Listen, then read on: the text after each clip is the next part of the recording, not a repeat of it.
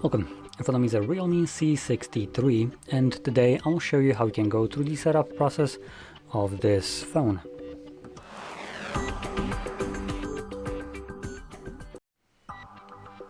So when you boot it up for the first time, you should be presented with the same screen that you can see on my end, where all you have to do is just click on the arrow and then find your desired language from the list. Now for me, it's selected English, which is what I want to use, so I'm just going to click on the next, and here we can choose our region.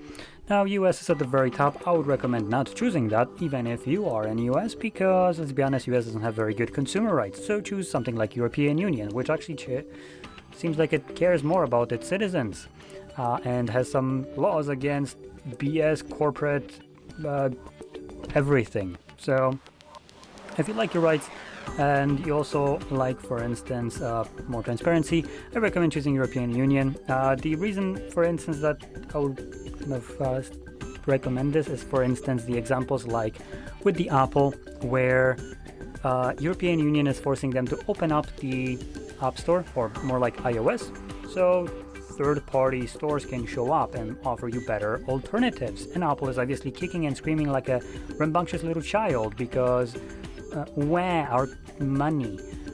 So obviously they're just going to be getting fined, and eventually they're just going to have to comply, but they're only going to comply in EU. If you're still in US, you don't get those privileges, so you might as well select EU. Anyway, moving on, we can select or agree, not agree, but read the user agreement, privacy policy, and then you can just go on to the next page. Apparently we don't need to agree to them. Okay.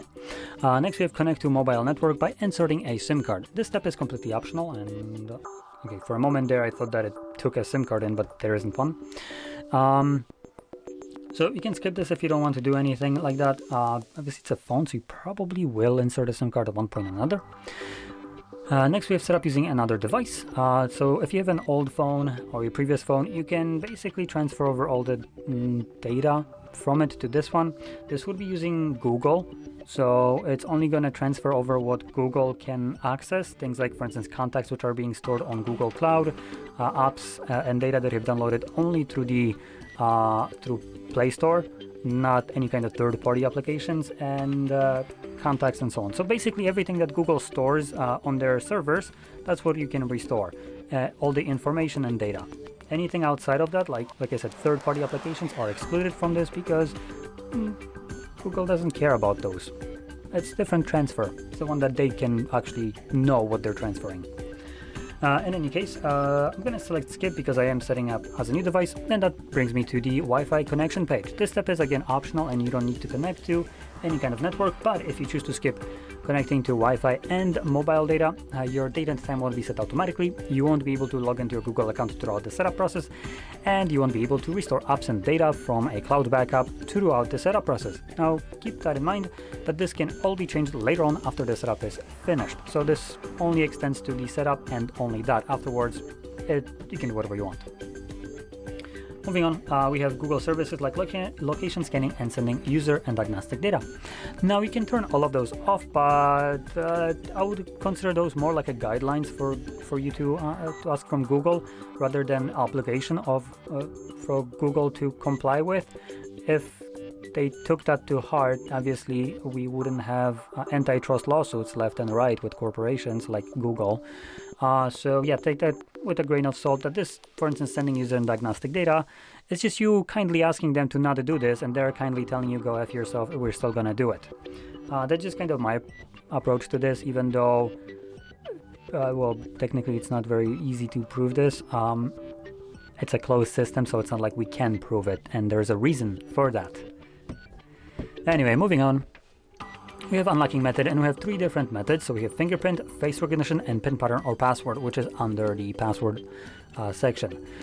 Now, if you're planning to choose any of the two first ones, fingerprint or face recognition, you will always be required to select pin pattern or password, as the first two biometric options aren't 100% reliable. Now, it's not that your face isn't reliable as an unlocking method, it's that the sensors don't always recognize you correctly. And in those times where you just can't unlock your phone with your face or your finger, you would be left with unlocking it using something like pin pattern or password, which obviously if you put it in correctly is always going to work. Now that's one thing, and additional, you don't need to protect your device if you don't want to. You can skip this, but it is your personal device with personal data, so I would recommend actually protecting it in case you may lose your phone. It would be very unfortunate for you if people could basically access everything on your phone that you have just lost, like your photos, contacts, and whatever else.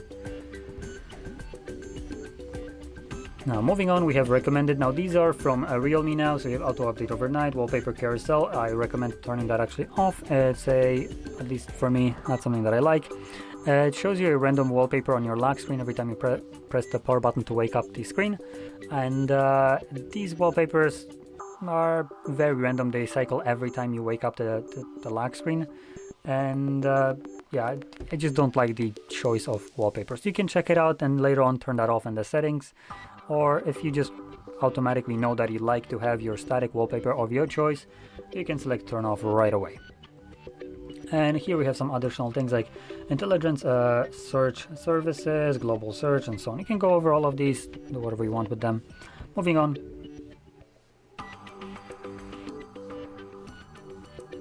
No, I said moving on. There we go. I'm not sure why I wanted to turn off. You can select get started, and this should take us to the home screen. There we go. So, if you found this very helpful, don't forget to hit like, subscribe, and thanks for watching.